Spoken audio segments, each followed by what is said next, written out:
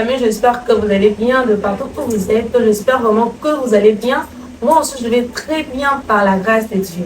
Alors, bienvenue à vous dans ce nouveau numéro de l'interview juste pour la gloire de Dieu. Comme on dit toujours que le but n'est point d'apparaître, mais de faire passer le message.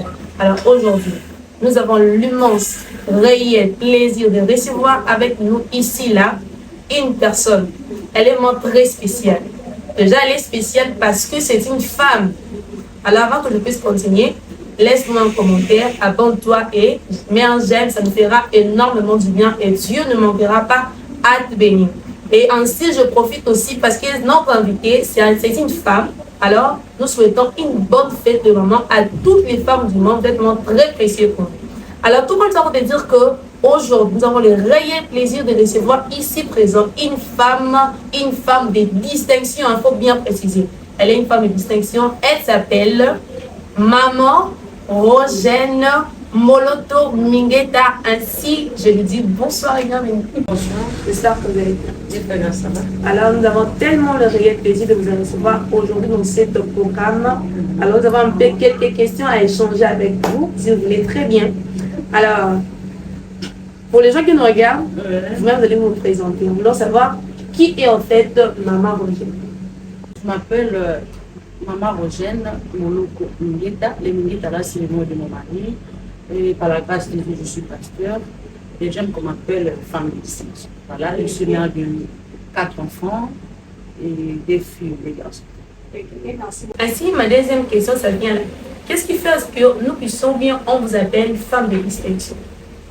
Merci, c'est une très belle question. Voilà. J'aime qu'on m'appelle femme de distinction, non pas par sentiment, et parce que je voulais être distinguée parmi les femmes. Je n'ai pas voulu être Rogène auparavant, mais je voulais être un Rogène qui est distingué par rapport à ce que j'ai été. Voilà.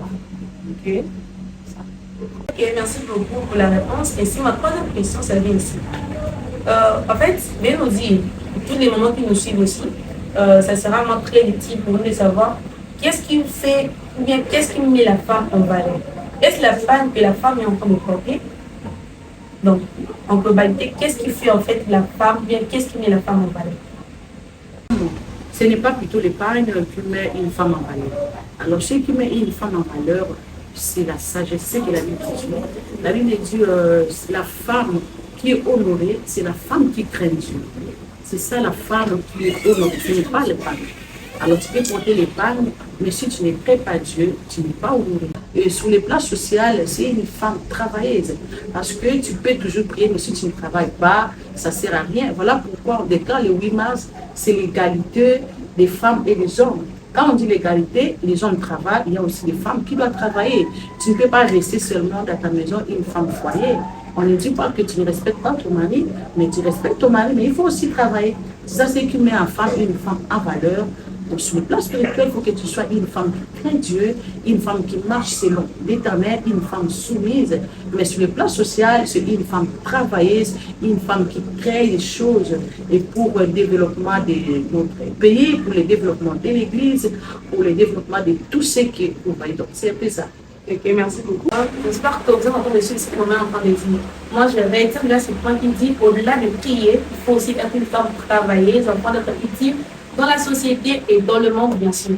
Alors, maintenant, la question est celle-ci encore. Ça vient d'un téléspectateur qui dit ceci. Le Lémini et Cyril pour ça, là, parce que vous êtes une femme mariée, alors nous voulons croire que vous avez de l'expérience par rapport au couple. Alors, sa question est telle. Lémini et Cyril pour ça, là, on a pour nous, mais on a cassé la relation encore, quelconque, donc beaucoup plus particulièrement, bien sûr, il y a la maintenance dans le bail. Lémini et Cyril pour ça, là, on a pour nous, mais on peut pas maintenant le tout. Voilà, ma fille, je vais écouter notre question, les téléspectateurs qui nous a posé. En tout cas, c'est vraiment une très belle question par rapport sur le monde du mariage aujourd'hui. Soit des fiançailles, il y a beaucoup de divorces, il y a beaucoup d'incompréhensions. Écoute, dans les mariages, il n'y a que les pardons. Sur les pardons. S'il n'y a pas les pardons, vous n'allez pas endiguer dans les mariages et la compréhension. C'est ce qui est vraiment très important. Et ce qui est encore très important sur les places spirituelles, il faut que tu sois une femme de prière.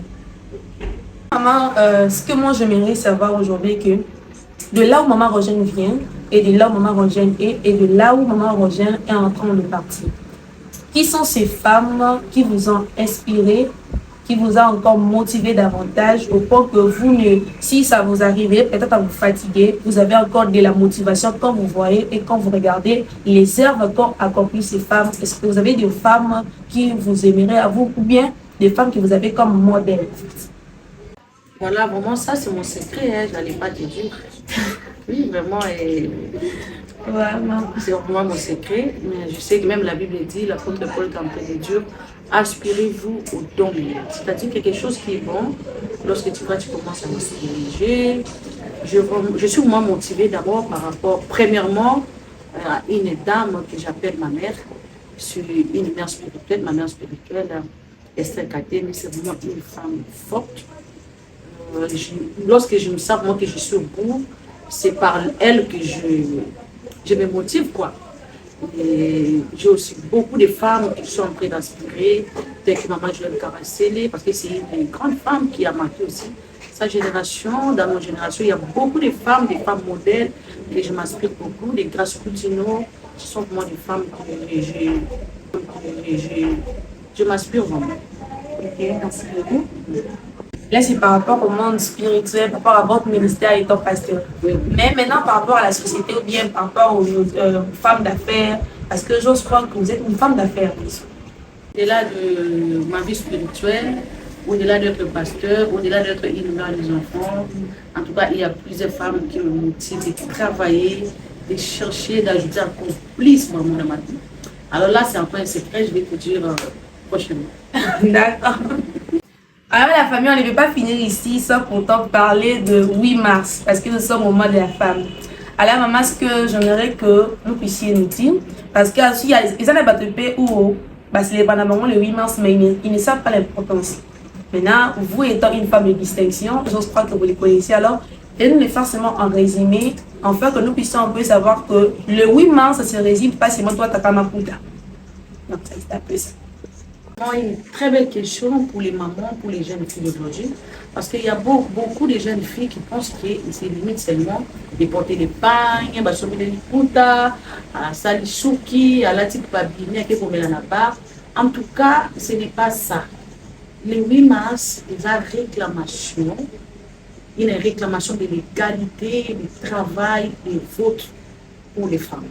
Donc c'est une journée vraiment internationale pour les mamans où il y avait des femmes qui avaient réclamé leurs droits parce qu'à l'époque, nous les femmes, on n'avait pas les droits de travailler, on n'avait pas les droits de voter, on n'avait pas les droits, donc on ne comptait même pas les femmes. Et il y avait des mamans qui ont réclamé, qui ont décidé de réclamer cette journée, l'égalité des femmes, l'égalité des femmes. Voilà pourquoi aujourd'hui on fête le 8 mars. Alors j'aimerais dire à une maman, j'aimerais dire à une femme que le 8 mars ne se limite pas seulement de porter les pas. Alors, soit une femme qui crée des choses, l'égalité, ça veut dire travailler. S'il y a des ministres femmes, s'il y a des ministres hommes, c'est qu'il y a aussi des ministres femmes. S'il y a des docteurs hommes, c'est qu'il y a aussi des docteurs femmes. Alors, focalise-toi par rapport au potentiel que tu as mis à toi et tu crées des activités par rapport à l'égalité que tu fais le 8 mars. Moi, j'ai mis la partie où vous avez dit que s'il y a des ministres hommes, il y a aussi des ministres femmes. On a ici l'exemple pour nous, ici en République démocratique du Congo, on a une première ministre femme, Madame Judith Soumine, qui est aussi un honneur pour nous les femmes. Alors, c'est pour ça que j'aimerais dire aussi à toutes les femmes, femme, tu peux travailler. Femme, tu peux être au bureau comme autant un homme. Femme, tu peux faire plusieurs choses que les hommes font. Vraiment, c'était un peu ça, c'est que maman a résumé que le 8 mars, et ça a reçu au cœur de la oui, la panne c'est bon parce que tu valorises notre culture comme étant africaine, mais au-delà de porter une femme, une panne plutôt, fais des œuvres qui te valorisent vraiment, afin de publier tes œuvres au monde entier. Alors, maman, pour finir aussi, comment j'aimerais savoir, par rapport à toutes les recettes que vous avez répondues, quel message avez-vous à passer à tous les téléspectateurs qui vont nous suivre, beaucoup plus particulièrement aux femmes? Merci beaucoup. À cette journée internationale de la femme, j'en profite pour souhaiter joyeuse fête à tous les mamans, à toutes les femmes travailleuses, à toutes les femmes bosseurs, à toutes les femmes qui font l'égalité vraiment de l'homme. Je ne parle pas des femmes parisiennes, je parle des femmes travailleuses parce que le 8 mars, c'est l'égalité, c'est une fête qui nous inspire à travailler, qui nous aide à faire beaucoup de choses. Et voilà pourquoi je souhaite à tous les mamans, à toutes les femmes, pour souhaiter les meilleurs à vous les mamans, que l'Éternel Dieu vous bénisse très abondamment. Je parle maintenant comme une femme de distinction. Je parle à une maman là où tu es. Réveille-toi, toi qui dors, toi qui es toujours à la maison, toi qui restes dans les foyers. Réveille-toi, fais quelque chose. Tu as les potentiels que Dieu a mis à toi. Travaille pour ton bonheur. Travaille pour l'égalité de la femme et fais quelque chose, crée des activités et tu vas t'épanouir. Parce que là, je parle sur les plans sociaux, sur les plans, pas les plans spirituels. Il faut travailler. Sois une femme travailleuse, bosse vraiment, ne reste pas à la maison et l'Éternel Dieu te bénira. Car la Bible dit, un jour, Jésus, et l'apôtre Pierre demande à Jésus, on a tous les sons à suivi, quelle aura la récompense? Et Jésus l'a dit, je bénirai l'œuvre de tes mains.